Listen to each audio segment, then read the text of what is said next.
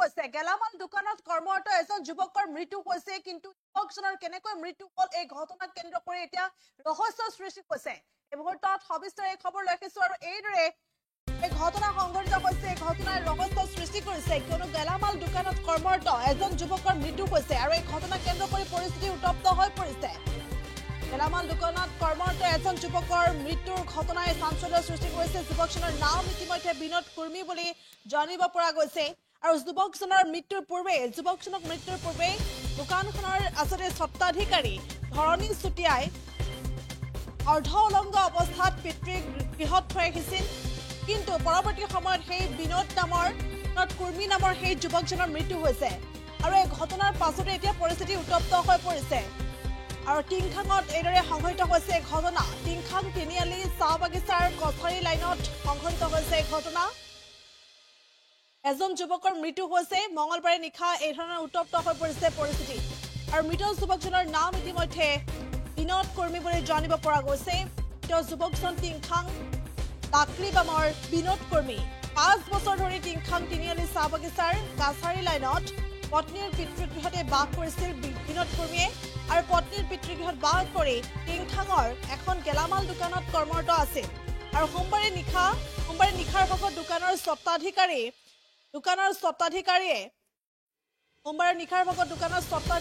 অৰ্ধ উলংগ অৱস্থাত বিনোদ কুৰ্মীক ঘৰত থৈ আহিছিল কিন্তু মঙলবাৰে ৰাতিপুৱাৰ ভাগতেই বিনোদৰ স্বাস্থ্যৰ অৱনতি ঘটিছিল মুখেৰে তেজ ওলাইছিল আৰু পৰৱৰ্তী সময়ত বিনোদ কুৰ্মী নামৰ সেই যুৱকজনে মৃত্যুক আঁকোৱালি লৈছে আৰু ইয়াৰ পাছতে পৰিস্থিতি উত্তপ্ত হৈ পৰিছে পৰিয়ালৰ লোকে দোকানৰ স্বত্বাধিকাৰীয়ে হত্যা কৰাৰ অভিযোগ উত্থাপন কৰিছে আৰু লগতে উল্লেখ কৰিব লাগিব যে এই সন্দৰ্ভত পৰিয়ালে নিশাৰ ভাগতে টিংখাং আৰক্ষীত এজাহাৰ দাখিল কৰিছে আৰু আনফালে স্বত্বাধিকাৰী ধৰণী চুটিয়াই অভিযোগ অস্বীকাৰ কৰিছে তেওঁ অভিযোগ উত্থাপন হৈছিল ধৰণী চুটিয়াৰ সন্দৰ্ভত সেই অভিযোগ এতিয়া অস্বীকাৰ কৰিছে কিয়নো ধৰণী চুটিয়াই কৈছে যে 22 অক্টোবৰত বিনোদ কুৰ্মীয়ে দোকানৰ পৰা স্কুটিখন লৈ ওলাই গৈছিল আৰু তাৰ পাছৰে পৰা নোহোৱা হৈছিল আৰু 24 অক্টোবৰত এই সন্দৰ্ভত টিংখাং আৰক্ষী থানাত ধৰণী চুটিয়াই দাখিল কৰিছিল এজাহাৰ আৰু সোমবাৰে 36 কোণা নামৰ ঠাইত বিনোদক সুৰামত্ত অৱস্থাতে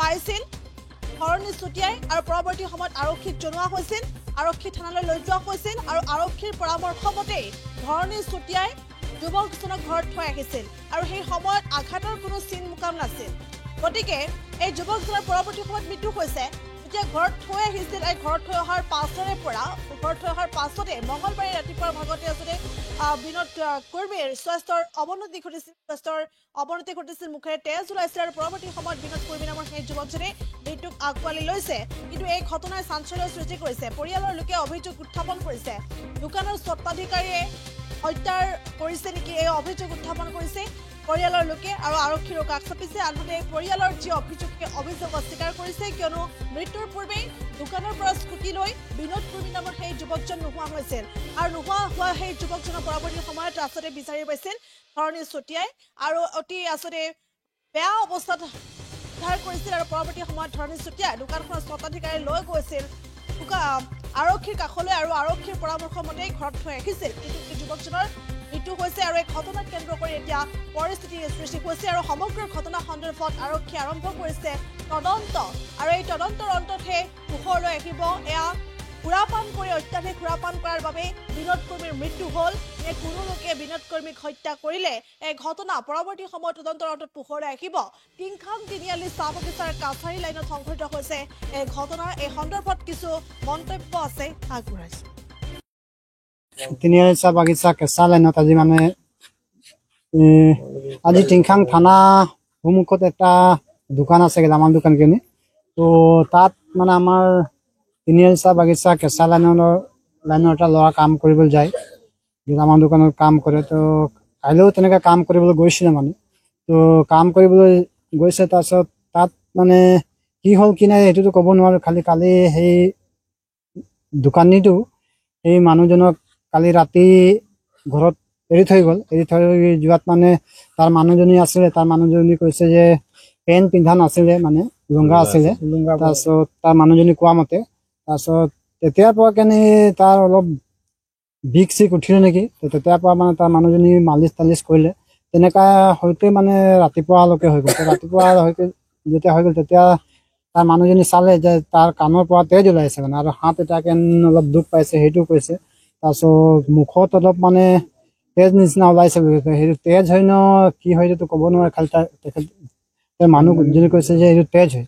তো আমি মানে এইটো সন্দেহ এটা কৰিছোঁ যে ৰাতি 10টা বজাত যেতিয়া এৰি যায়, এতিয়া আমাৰ মানে বগানৰিয়া লাইনত এটা মানে ৰুল আছে, যদি কেনেবাকে যদি বাহিৰত কোনোবাই কাম চাম যি কৰিবলৈ যায় তেতিয়া অন্তত লাইনত লাইন চকীদাৰ থাকে, আমাৰ ইউনিয়ন থাকোঁ আমি, প্লাছ বিডিপি থাকে। যদি কেনেবাকে এনেকা ৰাতি যদি কোনোবাই লাইনত এৰি থৈ নহয়, তো এই 3টাৰ ভিতৰত কাৰোবাক হ'লেও এটা জনাই দিব লাগে যে এই মানুহটো মানে বাহিৰত আছিলে বা কামৰ পৰা দেৰি হ'ল, সেইটো কাৰণে আমি এৰি থৈ গুচি গ'লো, সেইটো জনাই দিব লাগে। সেইটো জনা নাই, সেইটো কাৰণে আমি অলপ সন্দেহ হৈছে যে এইটো একদম ভাল এজন ব্যক্তিজন আছিলে। তাৰপিছত ইয়াৰ বেমাৰ দুখো একো নাছিলে, যে ঘপককে যেতিয়া এই ৰাতিপুৱা হওঁতে মানে যেনেকা বেমাৰটো উকালে, তাৰ জ্বৰত যিটো উকালে, তো মানে আমি সন্দেহ এটা কৰিছোঁ তাত মানে মাৰপিট কিবা এটা হৈছে বুলি আমাক সন্দেহ লাগিছে। সেইটো কাৰণে বুলি জানো আমি দোকানৰ মালিকৰ নামটো আমি সঠিককে চিনি নাপাওঁ।